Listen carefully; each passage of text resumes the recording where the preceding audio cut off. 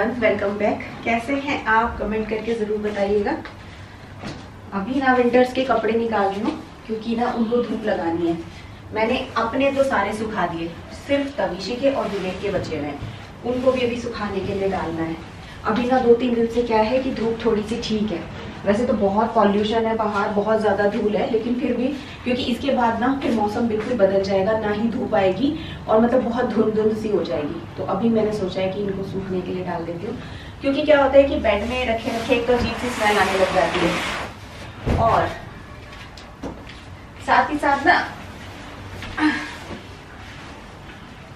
हम लोग वो नेफ्थलीन बॉल्स भी डालते हैं ना, तो उससे भी बहुत स्मेल आती है। तो इन धूप में सुखाना ही अच्छा है।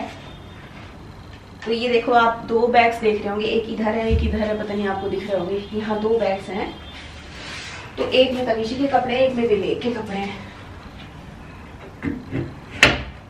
और तो कुछ है नहीं।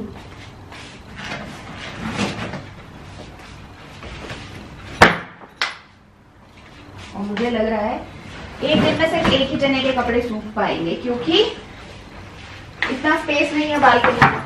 थोड़े से मैं क्या करती हूँ, स्टैंड पे डाल देती हूँ, थोड़े से मैं क्या कहते हैं दरी बिछा के थोड़े से नीचे डाल देती हूँ। लेकिन कपड़े ज्यादा है, इस वजह से मुझे लग रहा है होगा नहीं। थोड़े से आज डालूंगी, थोड़े से कल। दूसरी साइड भी देख लेती हूँ क्या है।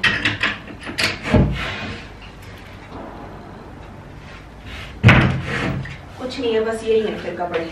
तो जब तक मैं ये कपड़े निकालती हूँ बैग के अंदर से, आप लोग देख लीजिए। ये आजकल मैं ये कियारा का golden glow skin brightening organic oil serum use कर रही हूँ। ये 30 ml की बॉटल है और ये कुछ इस तरीके की है। इसके ऊपर आप देख रहे होंगे ये इस तरीके का एक पंप है। आप इस पंप से ही अपने फेस पर इसको लगा सकते हैं। और इसको क्या करना है, 4-5 ड्रॉप लेनी है और अपने फेस पर लगाना है, और इसे रात में ही लगाना है। तो इससे बहुत ही अच्छा ग्लो आपकी स्किन पर आएगा, और आपकी स्किन पे अनइवन अगर आपके स्किन टोन है तो उसके लिए बहुत ही अच्छा है। लेकिन बस ये है कि आप इसे रात में लगाएं तो आपको इसके बहुत ही अच्छे रिजल्ट मिलेंगे। इसको लगाना कैसे है वो भी मैं आपको बता देती हूँ। तो ऐसे करके जैसे मैं लगा रही हूँ, ऐसे इसको लगाना है और फिर धीरे धीरे अपने फेस पर ऐसे करके मसाज करनी है। अभी तो 2 ही 3 दिन हुए हैं मेरे को इसे यूज़ करते हुए, पर बहुत ही अच्छे रिजल्ट है। आपको भी ये मंगाना है, मैं इसके लिंक आपको डिस्क्रिप्शन बॉक्स में दे दूंगी, आप वहाँ जाकर चेक कर सकते हैं। और एक कोड भी है रजनी20, आप वो कोड अगर यूज़ करेंगे तो इस प्रोडक्ट पर आपको 20% ऑफ भी मिलेगा।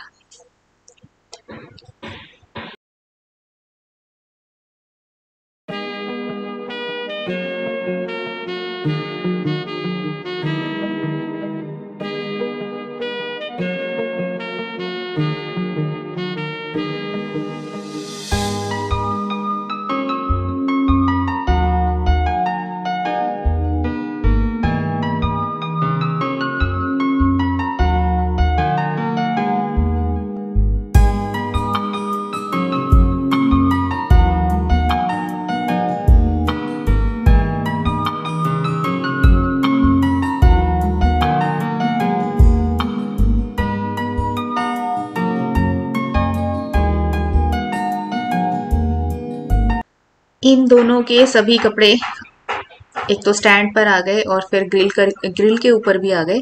मुझे लग रहा था कि मुझे नीचे दरी बिछाकर भी कुछ कपड़े डालने पड़ेंगे, लेकिन ऐसा नहीं हुआ। इससे मुझे ये तो ज़रूर पता चला कि इन दोनों के कपड़े मेरे कपड़ों से कम हैं, क्योंकि मेरे तो स्टैंड के ऊपर भी आ गए थे, ग्रिल पर भी आ गए थे और नीचे दरी पर भी डालने पड़ गए थे। ये ब्लैंकेट है और मेरा ये एक कोट भी है, और भी थोड़ा बहुत सामान है जो मैंने अभी निकालना है। तो ये भी ड्राई क्लीन के लिए जाना है। काफ़ी दिनों से सोच रहे हैं, लेकिन अब हम सोच रहे हैं कि संडे को दे के आएंगे। और भी है थोड़ा बहुत जो ड्राई क्लीन को दूंगी। देखो, मम्मी जी ने ना मुझे ये गिफ्ट दे दिया। मैं बोल रही थी ना कि मैं जाऊंगी और सिलाई मशीन लेके आऊंगी, तो ये मम्मी का गिफ्ट मुझे मिल गया। काफ़ी दिनों से सोच रही थी और ये मेरे बहुत काम आने वाला है। थोड़ा बहुत तो मैंने इसमें काम शुरू भी कर दिया है, और अभी थोड़ी सी ना ये हैवी हो रखी है, क्योंकि ना शायद इसमें तेल वगैरह कम लगा है और मम्मी ने बहुत संभाल के रखी हुई है। इसके पीछे एक बहुत अच्छी सी स्टोरी है, वो भी मैं आपको बताऊंगी। और ये देखो, मतलब गंदी ना हो ना, उन्होंने यहाँ पर भी इसको अच्छे से कवर करके रखा हुआ है। कोई कह ही नहीं सकता। बोल रही थी ये 40 साल पुरानी है, लेकिन बिल्कुल भी नहीं लग रही, एकदम सही अच्छे से, और ऊपर से अच्छे से कवर करके रखी हुई है। और मैंने इससे कुछ बनाए भी है। एक तो मैंने इस सूट की फिटिंग भी की है। वैसे आपको पता ही है कि मैं बहुत फिटिंग वाले सूट नहीं पहनती हूँ, हल्की सी ही फिटिंग की है मैंने इसकी, क्योंकि ज़्यादा टाइट ना मेरे से घर में कपड़े पहने नहीं जाते। सूट मैं हमेशा घर पे जितने पहनती हूँ ना लूज ही पहनती हूँ। और लेकिन मैंने सोचा था ना कि मैं बहुत कुछ करूँगा, मेरे दिमाग में बहुत सारे आइडियाज़ आ रहे हैं। आपको दिखाती हूँ मैंने क्या बनाया और साथ में आपको स्टोरी भी बताऊँगी इसके पीछे की क्या है। इसकी देखो सूट की फिटिंग मैं आपको दिखाऊँ तो, एक मिनट, अब थोड़ा सा ठीक हो गया है।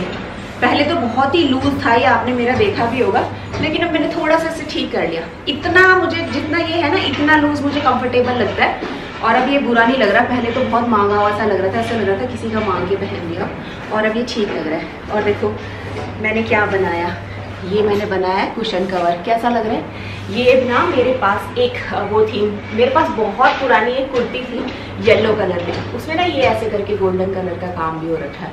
और इसमें जो मिरर लगे हुए ना आप देखोगे तो बिल्कुल रियल वाले मिरर है। ये दिख रहा है ना चमकता हुआ, ये रियल वाला है, शीशा है ये। और इसके पीछे की कहानी क्या है कि ना ये वाली जो कुर्ती थी ना ये शिखा ने अपनी हल्दी पे पहनी थी, और फिर हम उसको कहते हैं कि जो हल्दी पे कपड़े पहने हुए होते हैं उसको हम दोबारा नहीं पहन सकते। तो शिखा ने मुझे ये दे दी थी कि दीदी आप पहनना, और ये सच में बहुत ही अच्छा था। चांदनी चौक से हमने ये फैब्रिक लिया था और तभी शिखा की हल्दी पर हम लोगों ने मतलब शिखा ने ये कुर्ती सिलवाई थी, और उसने ना मेरे हिसाब से सिलवाई थी, बहुत सारा मार्जिन रखा हुआ था। तब तो मैं भी स्लिम थी लेकिन इतनी स्लिम नहीं थी, तभी शिखा तो बहुत ही ज़्यादा स्लिम थी।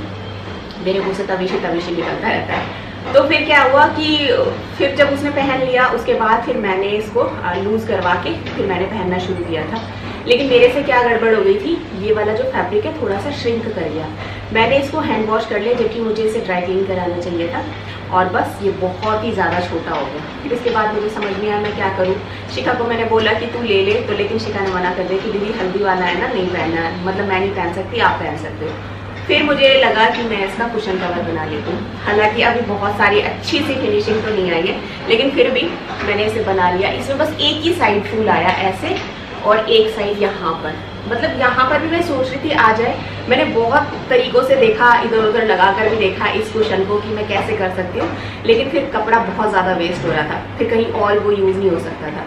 तो ये कुछ ऐसी बनके तैयार हुई है। अभी जो पार्ट बचा है ना उस कुर्ती का वो भी मैं आपको दिखाऊंगी वो कैसा बना है, लेकिन कैसा बचा है ये बताइएगा कैसा लगा। हालांकि ये बहुत ज़्यादा फिनिशिंग तो नहीं है इसमें, लेकिन फिर भी जितना होना चाहिए ना उतना मैंने बना लिया। और यहाँ पर मैंने लगा दिया टिच बटन, और बस ठीक है, ये अच्छी लगी है ना। अभी तो मैंने आपको दिखाने के लिए यहाँ पे रखी है, ये इसके साथ मैच नहीं करी, फिर देखूंगी कभी कैसे यूज़ करना है। और मम्मी की सिलाई मशीन की भी स्टोरी सुनाती हूँ। मम्मी बताती है कि वो सिलाई मशीन ना 40 साल पुरानी है, और वो उन्होंने कब ली थी, जब उनको मतलब उनको जॉब लगी थी, तो उन्होंने अपनी फर्स्ट सैलरी से ये सिलाई मशीन ली थी। और आप पता इमेजिन कर सकते हो क्या प्राइस था उसका, 150 रुपये की थी। मैंने कहा बस 150 रुपये की, तो मम्मी ने बोला कि 150 उस वक्त भी बहुत ज़्यादा लग रहे थे। मैंने कहा आजकल यही वाली सिलाई मशीन ना 5-5 हज़ार की आ रही है। मैंने कितनी बार देख लिया ऑनलाइन, और ऊपर से ना ये लोकल वाली है जो आप लोग खुद कस्टमाइज़ करवा सकते हो। तो ऐसी उन्होंने भी करवाई थी, लेकिन वो भी उतने की ही आ रही है, ऐसा नहीं कि उसका भी प्राइस कम हो, वो भी 4 से 5 हज़ार की ही आ रही है। तो इसीलिए मैं बहुत दिनों से मैं ये सोचती थी, ये मेरा प्लान था मेरा कि मुझे लेना है, लेकिन मैं हर बार ड्रॉप कर देती थी कि नहीं 4 से 5 हज़ार नहीं, मम्मी से एक बार पूछ लूँगी, अगर मम्मी मुझे दे देंगी तो मैं ले लूँगी। तो मम्मी ने क्या किया था, 2 मशीन ली थी 150 की, एक अपने लिए ली थी और एक अपनी नंद के लिए ली थी।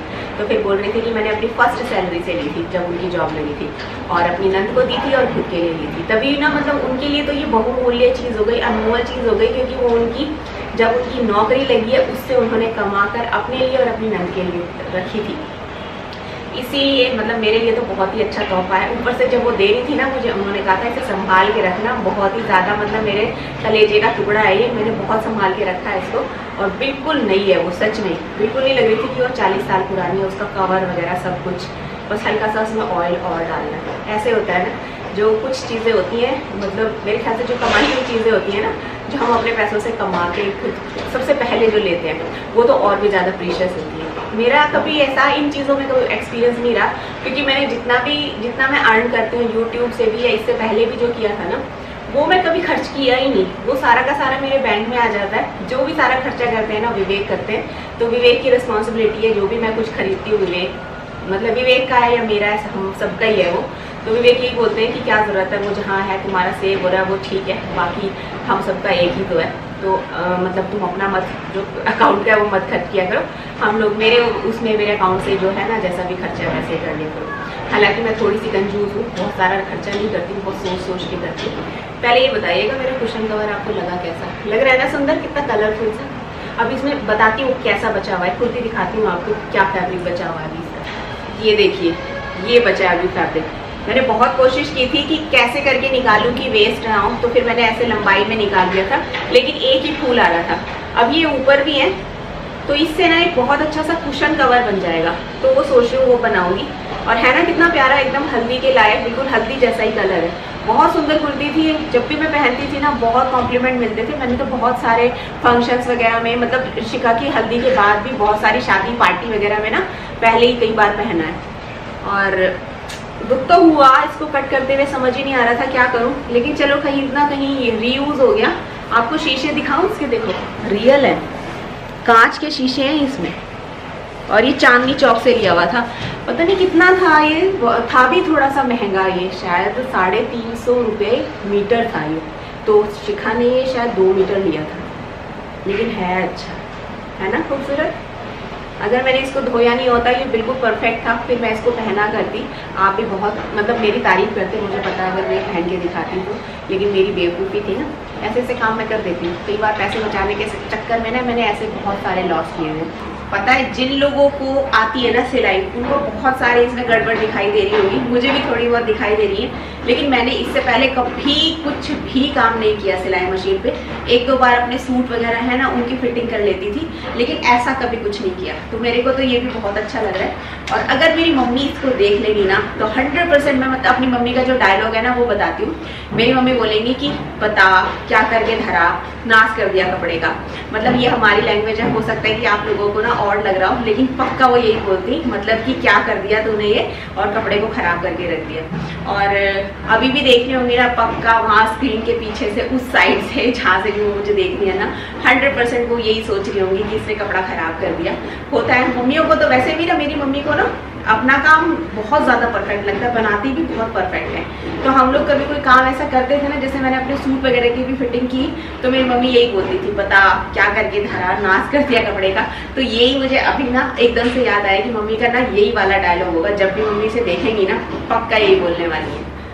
अभी मैं खाने में बनाने वाली हूँ उड़द और चने की दाल, और साथ में बनाऊंगी मक्के की रोटी।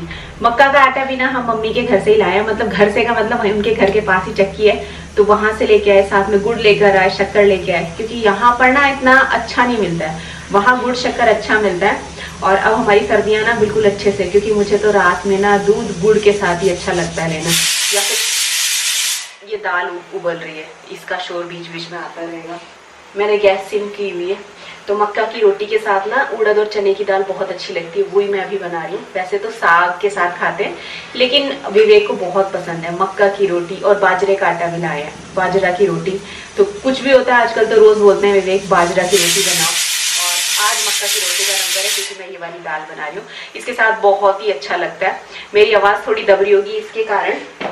नॉर्थ इंडियन जो घर होते हैं ना, जैसे विंटर स्टार्ट हो जाती है ना, यहाँ पर डेली साग बनता है और डेली ही मक्का की रोटी बनती है। मजा भी साग का और मक्का की रोटी का ना विंटर्स में ही है खाने में बहुत, और उसके साथ अगर मक्खन हो जाए और लस्सी हो जाए फिर तो क्या कहेंगे, और छोटा सा गुड़ का टुकड़ा। ये वाला मक्का का आटा क्योंकि एकदम फ्रेश है ना, तो बहुत ही अच्छा है, बहुत ही आसानी से इससे रोटियां बन जाती हैं। पहले तो मुझसे बिल्कुल भी नहीं बनती थी, अब 2-2.5 सालों में जितनी भी बनती है ना, ये 2-2.5 सालों की ही प्रैक्टिस है। तो बस कुछ मम्मी से सीखा है, कुछ मम्मी जी से सीखा है, कुछ यूट्यूब से सीखा है, उससे थोड़ा बहुत मक्का की रोटी बनाना सीख गई हूँ। तो हल्के से गर्म पानी में इसको गूंदना होता है, देर तक मसलना होता है ताकि ये थोड़ा चिकना हो जाए, फिर उसके बाद मैं रोटी बनाती हूँ। कुछ लोग तो हाथों से ही बना लेते हैं, हाथों से दोनों हथेलियों के बीच में दबा दबा के, वो मुझसे नहीं बनता है। मेरी मम्मी भी वैसे ही बनाती हैं, हथेलियों से ही दबा दबा कर। मैं तो ऐसे ही काउंटर टॉप पर इस तरीके से बना लेती हूँ। और मेरी रोटियां फूलती तो नहीं है, लेकिन हाँ ठीक है, खाने लायक बन जाती हैं। बहुत परफेक्ट तो नहीं आती है मुझे बनानी, तो यहाँ पर तो मैं बिल्कुल फिसड्डी ही हूँ। और उससे पहले कभी बनाया ही नहीं था, क्योंकि क्या होता था कि 2-2.5 साल पहले तक तो हम लोग मम्मी के पास ही रहते थे। मेरी मम्मी का घर और हमारा घर तो पास ही था, तो हम हर विंटर्स में मम्मी के पास चले जाते थे। मतलब जब भी मम्मी साग और मक्का की रोटी बनाती थी, हमारी पार्टी हो जाती थी और मम्मी मम्मी हमें खिलाया करती थी। लेकिन अब वो पॉसिबल नहीं है, तो खुद ही बनाना पड़ता है। तभी कह रही हूँ कि मैंने 2-2.5 सालों से ये सीखा है। और देखिए ये बनकर तैयार हुई है आज की थाली, जिसमें है छाछ, जिसमें मैंने अच्छा खासा तड़का जीरे का, लाल मिर्च का लगाया है, मक्की की रोटी है, और ये दाल है, गुड़ और थोड़ी सी हरी मिर्ची। बहुत ही अच्छी बनी थी, एकदम गाढ़ी गाढ़ी ये दाल, और घी के साथ बहुत ही अच्छी लग रही थी। आज धूप अच्छी थी ना, 2 से 3 घंटे में ही ना सारे कपड़े सूख गए, एकदम गरम गरम हो रहे हैं। बस अब इन्हें फोल्ड कर करके ना कबर्ड में ही डालना है, क्योंकि अब 15 दिन के अंदर अंदर ठंड पड़ने लग जाएगी और स्वेटर्स की हमें जरूरत होगी। इसीलिए अब सारे के सारे कपड़े बाहर आ गए हैं, अब ये अंदर नहीं जाएंगे, अब यहीं पे ये अंदर रेस्ट करेंगे। मैंने जिस दिन सुखाए थे ना, उस दिन इतनी अच्छी धूप नहीं थी, इन लोगों के अच्छे सूख गए। खैर मैंने भी हल्की फुल्की जैसे धूप लगाई, अब दोबारा नहीं, मैं उन्हें वो अनफोल्ड करके फिर से दोबारा नहीं डालने वाली हूँ। ये भी काम बहुत सिरदर्दी वाला है। मैंने सारे ही कपड़े वॉश कर करके रखे हुए थे, बस धूप लगा के ये होता है कि थोड़ा सा ठीक सा हो जाता है। एक बार मेरे ना स्किन पे एलर्जी हो गई थी, मैंने बिना धोए कोई ऑनलाइन मैंने फैब्रिक मंगाया था, कोई स्वेटर वगैरह, और इसको तो मैं हैंग कर दूंगी। तो फिर उसको मैंने पहन लिया, और उसके पहनने के बाद मेरे ना यहाँ पे इचिंग शुरू हो गई थी। वो इचिंग कुछ दिनों तक तो रही, फिर मेरे ना पैरों में उसके बाद एकदम से ना काले काले काले काले ना निशान से हो गए थे, बहुत हो गए थे, और उनमें भी बहुत इचिंग होती थी। और इचिंग इतनी हुई कि पहले तो मेरे थोड़ा सा ही मतलब पैर में नीचे की साइड कुछ काला काला हुआ था, फिर बढ़ते बढ़ते वो मेरे ना नीज तक आ गया था, और इतनी इचिंग होती थी, पूरी रात नींद नहीं आती थी। मैंने फिर एक स्किन स्पेशलिस्ट को दिखाया था, उन्होंने दवाई दी थी, उससे भी कोई फर्क नहीं पड़ा था। उसके बाद फिर मैंने दूसरे स्किन स्पेशलिस्ट को दिखाया था, तब जाके मैंने जब दवाई ली थी ना, उसके बाद मैं ठीक हुई थी। और मुझे कम से कम 15 से 20 दिन लग गए थे। इतना रोना आता था ना कि ऐसा लगता था पता नहीं क्या हो गया। और जो स्किन स्पेशलिस्ट था ना, जिन्होंने मुझे दवाई दी थी बाद में, जिनसे मैं ठीक हुई थी, उन्होंने बहुत सारे टेस्ट करवाए थे मेरे, यूरिन वाला, ब्लड वाला, और पता नहीं क्या क्या, और कहा था अगर दोबारा ये चीज़ होगी ना, फिर उसके आगे तुम्हारी स्किन का हिस्सा जो होता है ना, थोड़ा सा लेंगे, फिर टेस्ट करेंगे कि ये क्या चीज़ है। इतना डर गई थी ना मैं उस वक्त, मैं आपको बता नहीं सकती, बहुत बुरा वक्त था वो। कुछ ऐसी कभी कभी ऐसी चीज़ें हो जाती है ना जो ठीक नहीं होती और कुछ अलग सी हो जाती हैं, तो एक अलग सा डर लगता है। और मेरे साथ प्रॉब्लम क्या है, मैं बीमार होने से बहुत ज़्यादा डरती हूँ।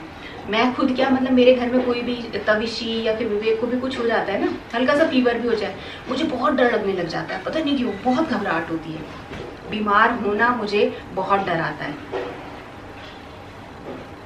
तो और अगर आपने अभी तक ये कपड़े नहीं सुखाए ना, तो आप भी सुखा लीजिए।